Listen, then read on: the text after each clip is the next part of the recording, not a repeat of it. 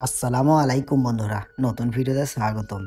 আজ আমি দেখাতে চলেছি কুয়েতের মার্কেটে পাওয়া যায় এমন কিছু সবজি যেগুলো আমাদের বাংলাদেশ বা ইন্ডিয়াতেও পাওয়া যায়। এটা একবারে বাঙালি মার্কেট, পুরোটাই একবারে বাঙালিদের মার্কেট হয়ে গেছে, কারণ দেখলেই তোমরা বুঝতে পারবে।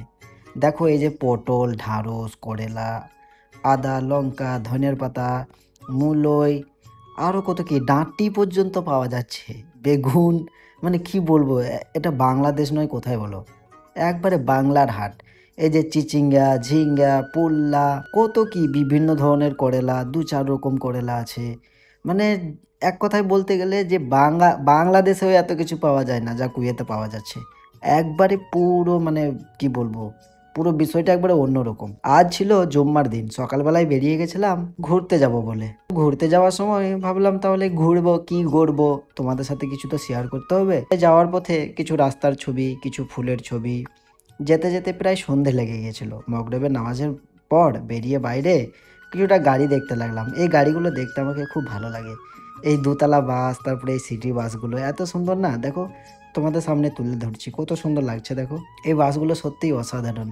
এই ট্যাক্সি গাড়ি এখানটা মানে একবারে কি বলবো, মানে জনজটের জায়গাটা খুব মানে এত সুন্দর লাগে দেখতে। তোমরা কখনো যদি বিয়েতে আসো তাহলে সিটি একবার ঘুরে যাবে।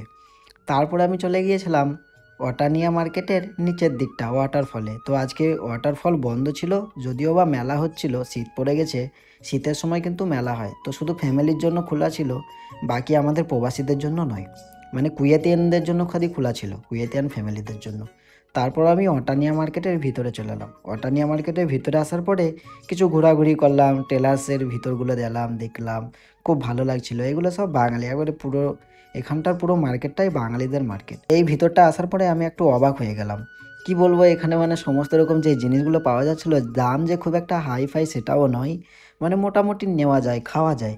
এখানে সব ধরনের জিনিসই পাওয়া যাচ্ছিল, মানে তুমি যেটা চাইবে সেটাই পাবে, কোনো জিনিস না পাওয়া নাই। তুমি এখানে বলো মানে বিভিন্ন রকমের কচু পর্যন্ত পাওয়া যাচ্ছে, কচু ডাঁটি, বাঙালির খাবার তো এগুলোই।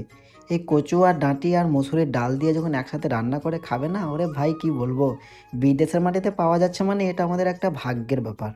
মানে বলে শেষ করা যায় না, আর প্রশংসা করে শেষ করা যায় না। আমাকে অনেক ভাই জানতে চেয়েছিল, ভাই এইসব জিনিসপত্রের দাম কেমন। তো মিনিমাম 1 দিনার, কোনোটাতে হচ্ছে 9 দিনার কিলো, কোনোটা হচ্ছে 1 দিনার নোজ, কোনোটা 2 দিনার, 2 দিনারের বেশি নেই। এই যে দেখো এখানে কোয়েত বেল, তারপরে আমড়া, বিলাতি আমড়া, লেবু, সমস্ত রকম এগুলো পাওয়া যাচ্ছে। উপরে আছে এই তোমার আপেল, কলা, নাশপাতি। এইটা হচ্ছে এক ধরনের শসা, এই যে এই ভাইটা নিচ্ছে এটা হলো একটা শসা, ঠিক আছে। এই শসাগুলো কিন্তু খেতে খুব সুস্বাদু। এই হচ্ছে ডিঙ্গালি, দেখো কচু, ডিঙ্গালি, ডাঁটি আর ডাল, এই 4টে জিনিস যদি একসাথে রান্না করা হয় না, বাঙালির সব থেকে ভালো খাবারের মধ্যে উত্তম তো খাবার হলো এটা। কিন্তু হ্যাঁ, মনে রাখবে কচু খেলে কিন্তু হয়, আর বললাম না। এই যে এগুলো ঝুলছে, এগুলো হলো সব গরুর গোশ, ঠিক আছে। এখানে গরুর গোশ, খাসি, এমনকি সমস্ত রকম তোমরা পেয়ে যাবে, মাছ পেয়ে যাবে। এই যে দেখতে পাচ্ছ মুড়ি, এই মুড়িটা আমি মাঝে মাঝে খাই, নিয়ে আসি। এবার মুড়ি বাঙালি কিন্তু কখনোই ভুলতে পারে না, মুড়ি লাগবেই। আমি মাঝে মাঝে নিয়ে আসি। তারপরে এই পাশে আমাদের এখানে চপ পাওয়া যায়, চপ, পেঁয়াজি, সিঙ্গাড়া এসব নিয়ে এসে আমি মাঝে মাঝে খাই, আমাকে ভালো লাগে। এই যে দেখছো তোমাদের সামনে তুলে ধরছি বিভিন্ন রকম, কত রকম আইটেম তুমি গুনে শেষ করতে পারবে না। এই অটানিয়া মার্কেটের ভিতরে তুমি সব কিছু পেয়ে যাবে। যেটা না পাওয়ার জিনিস তুমি বলবে মুখে যে আমার এটা লাগবে, তারা এনে দেবে, তুমি বলে যাবে পরের সপ্তাহে আবার পেয়ে যাবে। মানে এই বিষয়টা খুব ভালো লাগে আমাকে। আর এই যে অটানিয়া মার্কেটে মানে দুটো লিফট আছে, একটা 1 নম্বর 2 নম্বর করে, এটা হলো ভিতরে মার্কেট। এটা কিন্তু বাঙালি এবং হিন্দিদের সব থেকে বড় এবং ভালো মার্কেট। এবং এইখানেই সব কিছু বাঙালিরা যতজন আছে, মানে সিটি এলাকায় যতজন থাকে, এই মার্কেটটায় এসে বেশিরভাগ সময়ে ঘুরে যায়। একটা বিষয় এখানে এসে খেয়াল করলাম, এই যে ভাই একটা ওই যে ঝাড়ু নিয়ে ঘুরে বেড়াচ্ছে, দেখতে পাচ্ছ পোঁছা মারা। এটা কিন্তু এই কাজটা কিন্তু একটু মোটামুটি ভালো কাজ। মানে পোঁছা মারার কাজ এমনিতে আমি সাপোর্ট করি না, কিন্তু তার ভিতরে এই কাজটা একটু ভালো লেগেছিল, মানে এই ভিতরে কাজ করছে সেহেতু। তো এই করতে করতে প্রায় রাত হয়ে গেল। এশার নামাজ পড়তে গেলাম, এশার নামাজ পড়ে পর আমি বাড়ি ফিরতে লাগলাম, বাড়ি ফিরে চলে এলাম।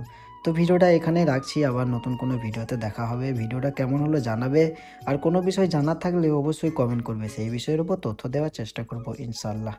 আসসালামু আলাইকুম, আল্লাহ হাফেজ।